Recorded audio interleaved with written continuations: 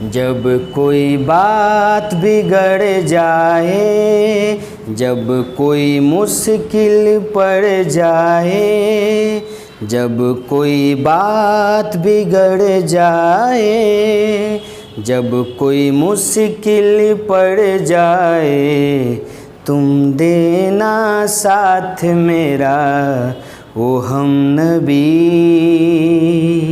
हो तुम देना साथ मेरा ओ हम नबी। हेलो दोस्तों, आदर्श क्लासेस के यूट्यूब चैनल पर आप सभी का बहुत बहुत दिल से मैं स्वागत करता हूं।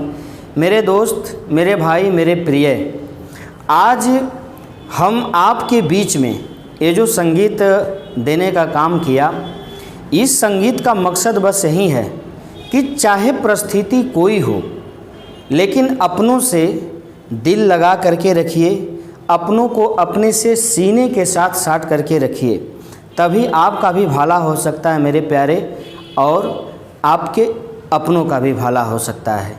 इन्हीं के साथ, इसी संकेत के साथ मैं आपके बीच में यह कहना चाहता हूँ कि जब आप बड़े हो जाते हैं और जब आप अपने माता पिता का एक सहारा बन जाते हैं, तो फिर बीच डगर में कभी भी किसी भी इंसान के रूप में, किसी भी इंसानियत के रूप में अपने मम्मी पापा का साथ छोड़ने का कष्ट ना करें।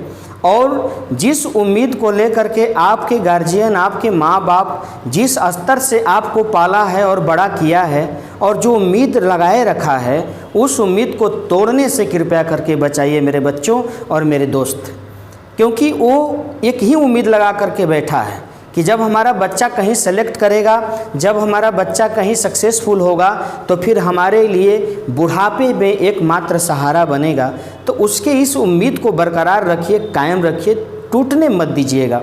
यही मेरा आपके एक समान शिक्षक की तरफ से अनुरोध है, रिक्वेस्ट भी है। मेरे दोस्त, मेरे भाई, आपके बीच में आज मैं बहुत ही महत्वपूर्ण चैप्टर लेकर के अगेन पुनः आया हूँ, और उस चैप्टर का नाम है सेल, कोशिका। मतलब हम आपके बीच में जो कोशिका सेल लेकर के आया हूँ, इस कोशिका से आज हम आपके बीच में बिल्कुल परिचित कराएंगे कि सेल आखिरकार होता क्या है, सेल कितने प्रारूप में बढ़ते हैं, और सेल हमारे लिए, तमाम जीवों के लिए क्यों ज़रूरी होता है। बात हमारी समझ रहे हैं? तो मैं सबसे पहले आपके सामने जो कोशिका रखा हूँ, सेल टॉपिक रखा हूँ, और इस बोर्ड पे जो आपके सामने सेल्स का 2 फिगर मैंने आपके बीच में रखा हूँ, इस फिगर को मैं थोड़ा सा बाद में बताऊँगा। पहले मैं सेल के लिए चलता हूँ कि सेल सामान्य स्तर से सभी जीवों के लिए क्यों ज़रूरी है और कितना महत्वपूर्ण है मेरे दोस्त, मेरे भाई। बात हमारी समझ रहे हैं? तो मैं चलता हूँ आपके बीच में कोशिका को लेकर के। तब कोशिका जो होती है ना, ये जो सेल होता है मेरे भाई, तब कोशिका समस्त जीवों की, कोशिका समस्त जीवों की, ठीक है, कोशिका समस्त जीवों की छोटी इकाई होती है। क्या होती है? छोटी इकाई होती है।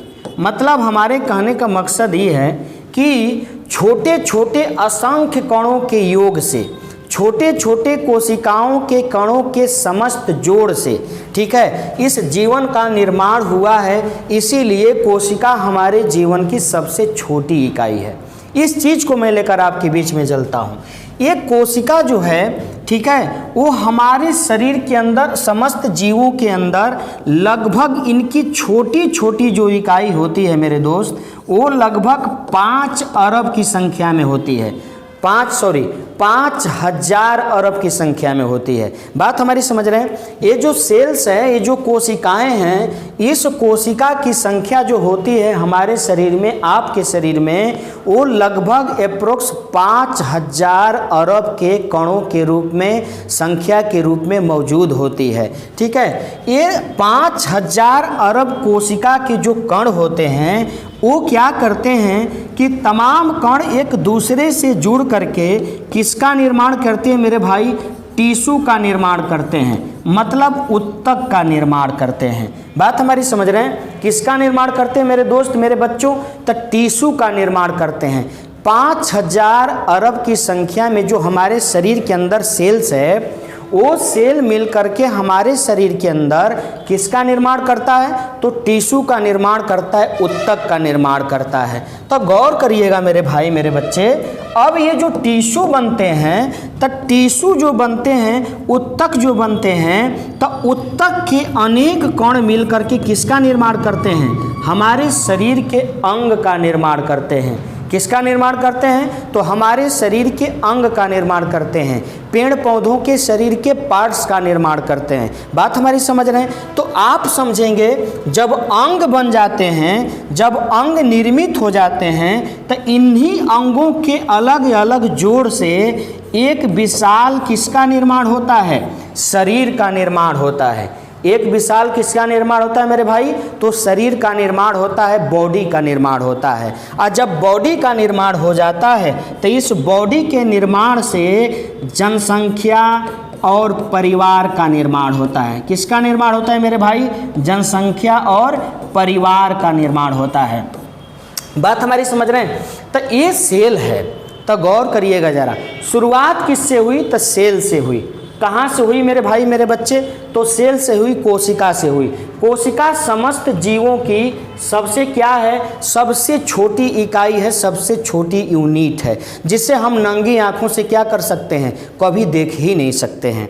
बात हमारी समझ रहे हैं? नंगी आंखों से कभी देख नहीं सकते। उसको देखने के लिए माइक्रोस्कोप की आवश्यकता होती है, सूक्ष्मदर्शी की आवश्यकता होती है। सबसे छोटी इकाई है। अगर आपसे कोई पूछे कि इस कोशिका की संख्या हमारे शरीर में, समस्त जीवों के शरीर में अप्रोक्स कितनी होती है? तो लगभग 5000 अरब की संख्या में हमारे शरीर में क्या होती है? ये सेल्स होती है। और ये सेल अलग अलग कण के रूप में जुड़ करके किसका निर्माण किया?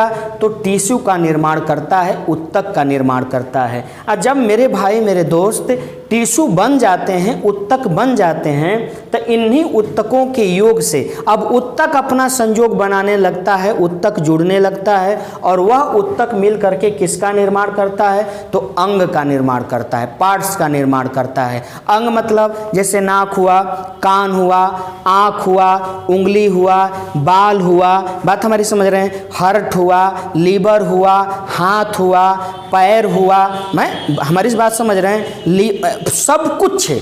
मतलब एनी बॉडी जितना भी शारीरिक अंग हैं, पार्ट हैं, उन सब का निर्माण टिश्यू से होता है, ऊतक से होता है, और ऊतक का निर्माण आपको कोशिका से होता है। और जब ये अंग बन जाते हैं मेरे भाई मेरे दोस्त, तो इन्हीं अंगों से हाथ जुड़ गया, ये हाथ जुड़ गया, पैर जुड़ गया, पेट, अमाशय, लीवर, यकृत, किडनी, हार्ट, लंग्स, सब कुछ जब जुड़ जाता है तो आपके एक शरीर का क्या होता है? विकास होता है, एक शरीर का निर्माण होता है। जैसे कि मोटरसाइकिल है, जैसे कि 4 व्हीलर गाड़ी है, कोई भी मशीन है, जैसे हमारा मशीन भी, हमारा बॉडी भी क्या है? एक मैकेनिक मशीन है, यांत्रिक मशीन है। उसी प्रकार से जिस प्रकार से आपकी यांत्रिक मशीनें कार्य करती है, उनमें भी हैंडल लगता है, पंप लगता है, नोजल पंप लगता है, बात इंजन लगता है, सब कुछ लगता है कि नहीं लगता है? तो सब कुछ लग करके तब न मोटरसाइकिल का निर्माण होता है, तब न मशीन का निर्माण होता है। उसी प्रकार से अनेक अंगों के योग से हमारे शरीर का क्या होता है? निर्माण होता है। जब शरीर का निर्माण होता है मेरे भाई, तब शरीर के निर्माण से ही एक जनसंख्या, एक परिवार का निर्माण होता है। जिस प्रकार से आपके मम्मी पापा के शरीर का निर्माण हुआ, उनके शरीर से आपका निर्माण हुआ, और मैं जो आपके सामने बोल रहा हूँ मेरा निर्माण हुआ। तो ये सेल के अंतर्गत मैं आपको लेकर चल रहा हूँ। थोड़ा सा आगे बढ़ूँगा मेरे भाई मेरे दोस्त, सेल की तरफ थोड़ा सा आगे बढ़ूँगा तो आपको बताऊंगा कि जो कोशिका है, इस कोशिका की खोज सर्वप्रथम किसने की थी? तो कोशिका की खोज की थी सर्वप्रथम, तो कोशिका की सर्वप्रथम खोज की थी मेरे भाई, इसकी जो खोज की थी ना, वो 1665 ईस्वी में, 1665 ईस्वी में कोशिका की खोज किसने किया था? तो रॉबर्ट हुक ने किया था। किसने किया था मेरे बच्चे? रॉबर्ट हुक ने किया था। सर्वप्रथम कोशिका की जो खोज की थी वो किसने की थी? तो रॉबर्ट हुक ने की थी। ठीक है, रॉबर्ट हुक ने 1665 ईस्वी में अपने ही द्वारा बनाए गए सूक्ष्मदर्शी से, अपने ही द्वारा बनाए गए सूक्ष्मदर्शी से, ठीक है, सूक्ष्मदर्शी से क्या देखा था? तब मधुमक्खी के छत्ते को देखा था। किसके छत्ते को देखा था मेरे भाई? मधुमक्खी के छत्ते को देखा था। और जब मधुमक्खी के छत्ते को देखा था तो उसी मधुमक्खी के छत्ते में, ठीक है, 1665 ईस्वी में सूक्ष्मदर्शी द्वारा रॉबर्ट हुक ने मधुमक्खी के छत्ते को देखा और उसी मधुमक्खी के छत्ते में छोटा छोटा छोटा छिद्र पाया, देखा, और उसी छिद्र को क्या नाम दिया मेरे भाई? तब कोसा नाम दिया। और इसी कोसा शब्द से किसका निर्माण हुआ है? तब कोशिका शब्द का क्या हुआ? निर्माण हुआ। इसी कोसा शब्द से किसका निर्माण हुआ? तब कोशिका शब्द से निर्माण हुआ। बात हमारी समझ रही? बात सही है कि नहीं है? बात हमारी समझे। खोज किसने की थी? तो 1665 ईस्वी में रॉबर्ट हुक ने। किसने किया था मेरे भाई? रॉबर्ट हुक ने 1665 ईस्वी में। किस यंत्र से किया था? तो सूक्ष्मदर्शी से किया था। किसके जीवों के अंतर्गत किया था?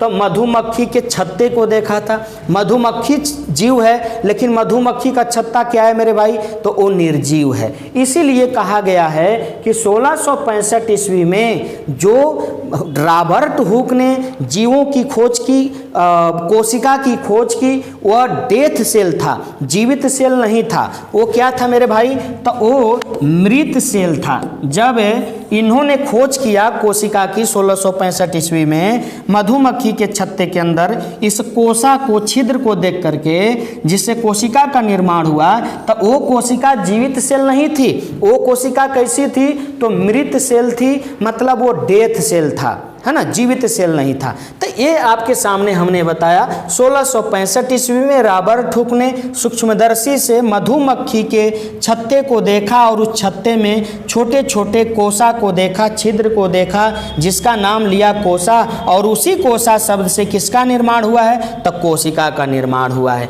जब कोशिका का निर्माण रॉबर्ट हुक ने 1665 ईस्वी में मृत कोशिका के रूप में किया और उसे दिया, इसीलिए कोशिका का पिता, हम लोग कोशिका का पिता किसे कहते हैं? तो कोशिका का पिता कहा जाता है किसको मेरे भाई? तो रॉबर्ट हुक को। किसको कहा जाता है मेरे बच्चे? रॉबर्ट हुक को। मतलब सेल का फादर ऑफ सेल किसे कहा जाता है? तो रॉबर्ट हुक को। क्यों? क्योंकि सबसे पहले जिसकी शुरुआत हुई, जिसकी खोज हुई, अर्थात कोशिका की जो खोज करने का काम किया था, वह किसने किया था? तो रॉबर्ट हुक ने किया था। इसीलिए रॉबर्ट हुक को सेल का क्या कहा जाता है? पिता कहा जाता है। बात हमारी समझ रहे हैं? तो ये जब रॉबर्ट हुक ने मृत कोशिका की खोज कर दी, तो अब कहानी धीरे धीरे आगे बढ़ती है। 1674 ईस्वी का ये सन आता है। 1674 ईस्वी में एक विद्वान आया, जिस विद्वान का नाम था ल्यूवेनहॉक। क्या नाम था मेरे भाई? ल्यूवेनहॉक। और जब ल्यूवेनहॉक आए 1674 में, तब इस ल्यूवेनहॉक ने जाकर के जीवित कोशिका की खोज की। किसकी खोज का? कोशिका की खोज की। तो जीवित कोशिका की खोज की किसने? ल्यूवेनहॉक ने। रॉबर्ट हुक ने 1665 में जो खोज किया था वो क्या था? तो मृत कोशिका थी जो मधुमक्खी के छत्ते में था। लेकिन 1674 ईस्वी में ये जो खोज की थी ल्यूवेनहॉक ने, तो वो मृत कोशिका नहीं, कौन सी कोशिका थी? तो जीवित कोशिका थी। बात हमारी समझ रहे हैं? वो कौन सी कोशिका थी? जीवित कोशिका थी। कोशिका किसी भी जीवों की कार्यात्मक, बात हमारी समझ रहे हैं मेरे भाई? कोशिका किसी भी जीवों की कार्यात्मक तथा संरचनात्मक इकाई होती है। कौन सी इकाई? तो कार्यात्मक तथा संरचनात्मक इकाई होती है। गौर करिएगा जरा, संरचनात्मक इकाई होती है। इस प्रवृत्ति को, इस सेंटेंस को, इस वाक्य को हम लोग कोशिका सिद्धांत के नाम से जानते हैं। इसको किस नाम से जानते हैं? तो कोशिका सिद्धांत के नाम से जानते हैं। किसको मेरे दोस्त, मेरे भाई? तब जीवों की कार्यात्मक तथा संरचनात्मक इकाई को हम लोग कोशिका का सिद्धांत कहते हैं, क्योंकि यह सेल थ्योरी कहता है कि किसी भी जीवों की संरचना और किसी भी जीवों की क्रिया तभी संपन्न हो सकती है जब सेल मौजूद रहेगा तब। इसीलिए कोशिका किसी भी जीवों की कार्यात्मक तथा संरचनात्मक इकाई होता है। अब इस थ्योरी को, कोशिका सिद्धांत को देने का काम कौन किया था मेरे भाई? तो इस थ्योरी को देने का काम किया था स्लाइडेन तथा स्वान। किसने दिया था मेरे भाई? स्लाइडेन तथा स्वान।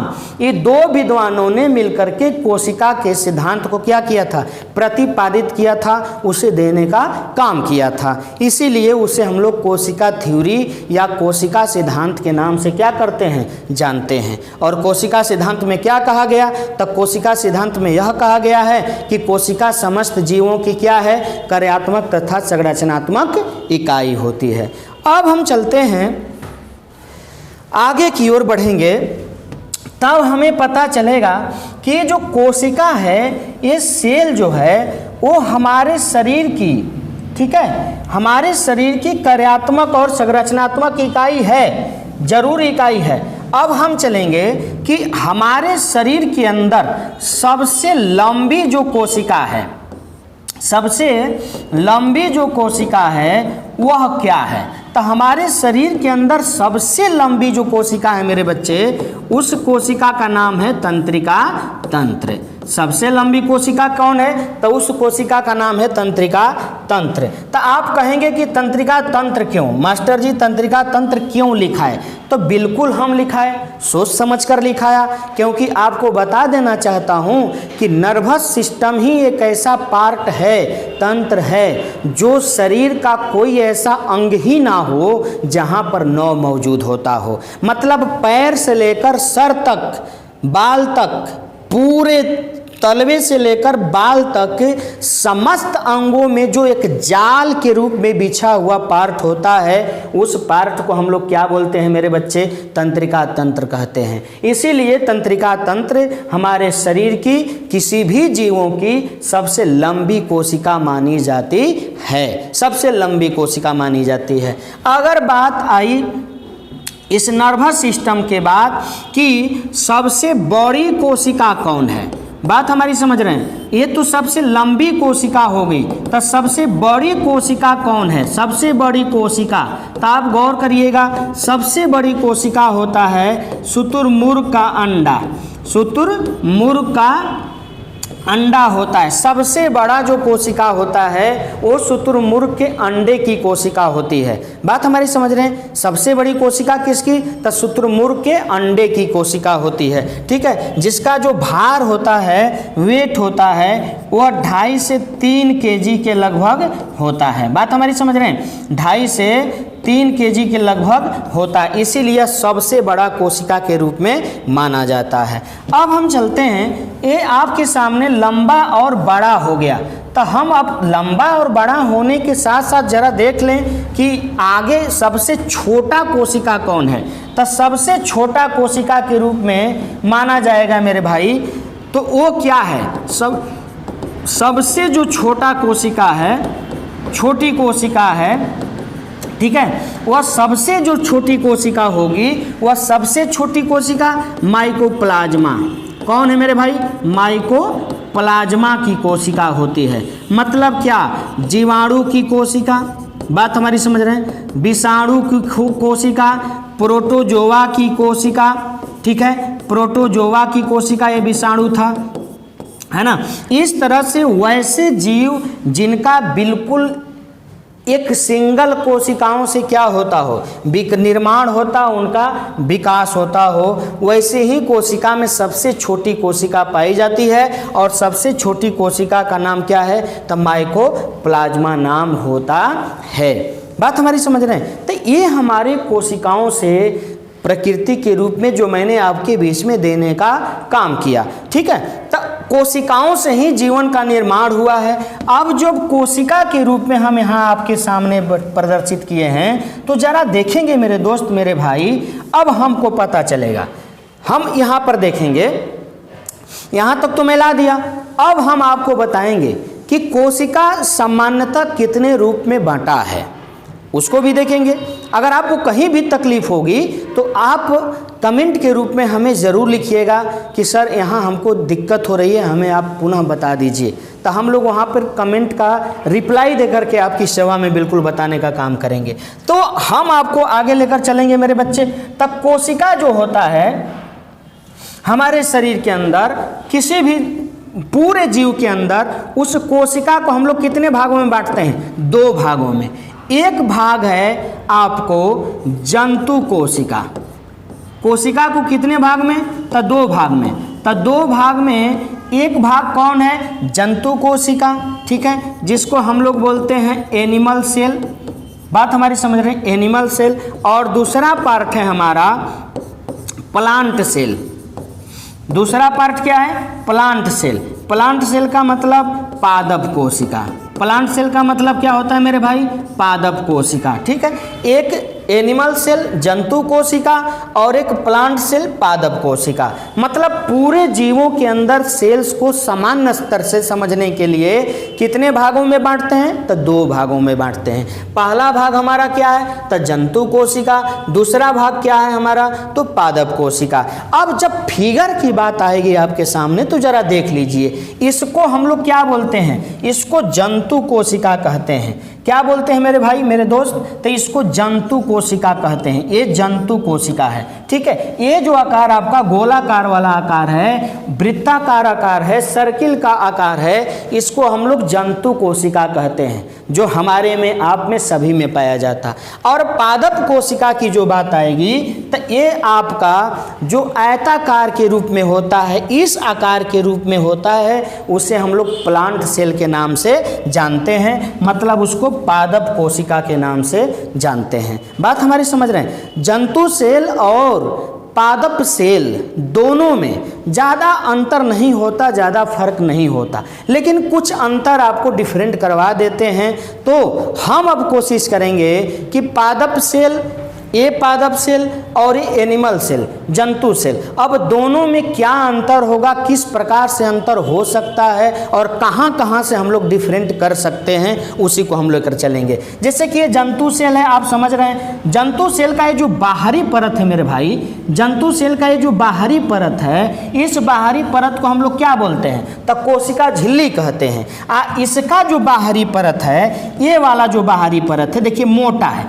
ये आपको पतला मुलायम लचीला था, और ये क्या है आपका? बिल्कुल मोटा है, बिल्कुल रुखरा है, मतलब कड़ा है। तो इसको हम लोग क्या बोलते हैं? कोशिका भित्ति कहते हैं। जो चारों तरफ से जंतु कोशिका के बाहरी आवरण में घेरा हुआ है, जो पतला है, जो लचीला है, मुलायम है, उसे क्या बोला हमने? तो कोशिका झिल्ली, सेल मेम्ब्रेन। और इसे जो पादप कोशिका के चारों तरफ ये मोटे आकार के रूप में मौजूद है, ये मोटे आकार के रूप में मौजूद है, इसे हम लोग क्या बोलते हैं मेरे भाई मेरे बच्चे? तो कोशिका भित्ति कहते हैं। बात हमारी समझ रहे हैं? तो अब हम चलेंगे आपको लेकर के कि पादप सेल में और जंतु सेल में, मतलब animal cell and plant cell में कितना क्या क्या अंतर हो सकता है, उसी को लेकर के अब मैं आपके बीच में चलूँगा। तो थोड़ा सा हम लोग चलेंगे। जैसे कि मैंने आपको बताया कि एनिमल सेल और प्लांट सेल में क्या अंतर हो सकता है और इसे हम लोग कैसे विभेद कर सकते हैं।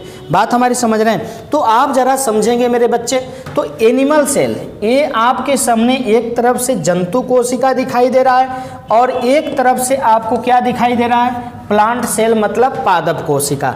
तो हम एक एक करके समझते हैं कि दोनों में क्या क्या अंतर हो सकता है, दोनों में क्या क्या पाया जाता, क्या क्या नहीं पाया जाता। तो मेरे बच्चे, मेरे भाई, आप ज़रा समझेंगे। हम यहाँ पर आपको लेकर चलेंगे पहला। अब एनिमल सेल में आप पहला देखिएगा, जंतु कोशिका में कोशिका झिल्ली पाया जाता है। जैसे मैंने आपको फिगर में बताया था कि एनिमल सेल में आपको कोशिका झिल्ली पाया जाता है, सेल मेम्ब्रेन पाया जाता है, वह मुलायम होता है, लचीला होता है, जिसके चलते इलेक्ट्रॉनों का और पोषक पदार्थों का आदान प्रदान आसानी से हो जाता है। तो उसमें सेल मेम्ब्रेन पाया जाता, जंतु कोशिका में ये सेल मेम्ब्रेन पाया जाता, कोशिका झिल्ली पाया जाता है। लेकिन जब हम उसमें चलते हैं, जंतु कोशिका को छोड़कर पादप कोशिका में जब जाते हैं, तो मेरे बच्चे, मेरे भाई, अब इसमें क्या होता है कि उसमें तो कोशिका झिल्ली था, लेकिन इसमें अब कोशिका झिल्ली नहीं, अब इसमें कोशिका भित्ति पाया जाता है। पादप कोशिका में क्या पाया जाता है? तो कोशिका भित्ति पाया जाता है। जैसे मैंने आपको फिगर में समझाया था कि वो चौड़ा होता है, कड़ा होता है, रुखरा होता है, उसी को हम लोग सेल वाल कहते हैं। क्या कहते हैं बेटा? सेल वाल कहते हैं। वो क्या कहलाता है? तो सेल वाल कहलाता है, कोशिका भित्ति कहलाता है। एक एक अंतर डिफरेंट में समझ में आ गया आपको। जंतु सेल में कोशिका झिल्ली और जबकि पादप सेल में कोशिका भित्ति। जंतु सेल की कोशिका झिल्ली मुलायम, पतली और लचीली होती है, जबकि कोशिका सेल पादप सेल की जो भित्ति होती है वो रुखरी होती है, वो कड़वी होती है और वो मोटी होती है। बात हमारी समझ गए? तो एक एक अंतर डिफरेंट आ गया। अब हम लोग दूसरे अंतर में चलते हैं मेरे बच्चे। जंतु कोशिका में लवक नहीं पाया जाता है। ये जो प्लास्टिड होता है ना मेरे भाई मेरे बच्चे, ये प्लास्टिड जंतु कोशिका में नहीं पाया जाता, लवक जंतु कोशिका में नहीं पाया जाता है। जबकि जब हम पादप कोशिका में प्लांट सेल में पहुंचते हैं तब पादप कोशिका में क्या होता है? तो लवक पाया जाता है, प्लास्टिड पाया जाता है। प्लास्टिड इसलिए पाया जाता क्योंकि पौधों को लवक की आवश्यकता होती है, उनके जड़ों के विकास के लिए, तनावों के विकास के लिए, पत्ती, फूल, फल, समस्त अंगों के विकास के लिए किसकी आवश्यकता पड़ती है मेरे भाई मेरे बच्चे? तो प्लास्टिड की मतलब लवक की आवश्यकता पड़ती है। और हमारे में उसकी आवश्यकता नहीं पड़ती क्योंकि हमारे में तो पत्ती नहीं है, हमारे में तना नहीं है, हमारा अलग डिफरेंट है, तो इसीलिए हमारे में लवक नहीं पाया जाता, जबकि इसमें प्लास्टिड क्या होता है? पाया जाता है, लवक पाया जाता है। गौर करिएगा, ये दूसरा भी भेद हो गया आपको। दो अंतर आपके बीच में मैंने डाल दिया। अब तीसरा अंतर लेकर चलता हूं एनिमल सेल का, कि इसमें लाइसोसोम पाया जाता है। इसमें जिसे हम लोग आत्महत्या की थैली कहते हैं, लाइसोसोम को, तो हमारे जंतु कोशिका में हमारे में पाया जाता, जबकि पादप कोशिका की अगर बात आती है तो इसमें नहीं पाया जाता है। इसमें लाइसोसोम पाया ही नहीं जाता है पेड़ पौधों के अंदर, क्योंकि उनको ज़्यादा से आवश्यकता होती है ग्रोथ करने की, इसलिए उसमें कोशिकाओं की हत्या जल्दी नहीं हो पाती। जबकि हमारे में लाइसोसोम पाया जाता और इसमें लाइसोसोम नहीं पाया जाता है। जब हम लोग आगे बढ़ते हैं, इसके अंतर्गत आते हैं चौथे डिफरेंट पे मेरे बच्चे। तो चौथा डिफरेंट क्या करता है? इसमें रसधानी वोकुल्स नहीं पाया जाता, इसमें रसधानी वोकुल्स नहीं पाया जाता। एनिमल सेल में, जंतु कोशिका में हमारे में रसधानी जो होती है, जो द्रवों को, द्रव्य पदार्थों को मैनेज करती है, वो हमारे में नहीं पाई जाती। पाई भी जाती है तो बहुत छोटे छोटे, लेकिन जब हम लोग जंतु कोशिका में पहुंचते हैं तो इसमें वोकुल्स पाई जाती है, रसधानी पाई जाती है, लेकिन बड़ी बड़ी पाई जाती है। पाई भी जाती है और बड़े बड़े आकार के रूप में पाई जाती है, हमारे में नहीं पाया जाता, जबकि पादप में क्या होता है? पाया जाता है। ये चौथा डिफरेंट हो गया। पांचवा डिफरेंट में हम चलते हैं मेरे बच्चे। इसका आकार वृत्ताकार होता है, मतलब हम लोग के सेल के अंदर हमारी जो कोशिकाएं होती है वो कोशिका क्या होता है? बिल्कुल वृत्ताकार होता है, सर्कुलेट होता है, सर्किल के आकार का होता है। जबकि जब हम पादप कोशिका में जाते हैं तो इसका वृत्ताकार नहीं होता, इसका आयताकार होता है। जैसे कि मैंने फिगर में आपको बताया था, ऊपर आपको हमने जंतु सेल और नीचे आपको मैंने पादप सेल का प्रकृति बताया था। तो यहाँ पर अंतर क्या हुआ? जंतु सेल का जो आकार होता है वो वृत्ताकार होता है, जबकि पादप सेल का जो आकार होता है वो क्या होता है? तो आयताकार होता है। बात हमारी समझ लें। अब छठवें अंतर में, हम लास्ट अंतर में चलते हैं मेरे भाई। तो सेंट्रोसोम हमारे में पाया जाता है, जबकि पादप सेल के अंदर, प्लांट सेल के अंदर सेंट्रोसोम नहीं पाया जाता है। ठीक है, तो ये आपको डिफरेंट का एक मुख्य तरीका आपके सामने मैंने रखा। लेकिन अगर मुख्य डिफरेंट आपको अगर अंतर स्पष्ट करना होगा तो फिर एक लवक और एक भित्ति, दो ही आपके सामने देता है और उसी को पकड़ना होता है। एक सेंट्रोसोम होता है तो उसको भी हम ले सकते हैं, लेकिन लवक को जल्दी पकड़ने में हमारी क्या हो जाती है? सहायता हो जाती है, हमारा हेल्पफुल हो जाता है। ठीक है, तो इसी के साथ हम आपके बीच में आज का क्लास बिल्कुल क्लोजअप करता हूं। हमारी अगली मुलाकात होगी मेरे भाई, मेरे दोस्त, मेरे बच्चे। जब अगली मुलाकात होगी तो हम पढ़ेंगे कि जनरली रूप से तो हमने इसको प्लांट सेल और एनिमल सेल में बांट दिया, लेकिन अब हम चलेंगे कि कोशिका को वैज्ञानिक रूप से किस रूप में बांटते हैं। तो कोशिका का 2 रूप होता है और उसी 2 रूप को बांट करके हम लोग अगले वीडियो में मिलेंगे और कोशिका के सभी कोशिकांगों को पढ़ने का काम करेंगे। तब तक के लिए आप सभी बेहतर रहें, स्वस्थ रहें, अपना ख्याल रखें। बिल्कुल धन्यवाद आप सभी को और मेरे तरफ से पुनः नमस्कार। ठीक है मेरे दोस्त।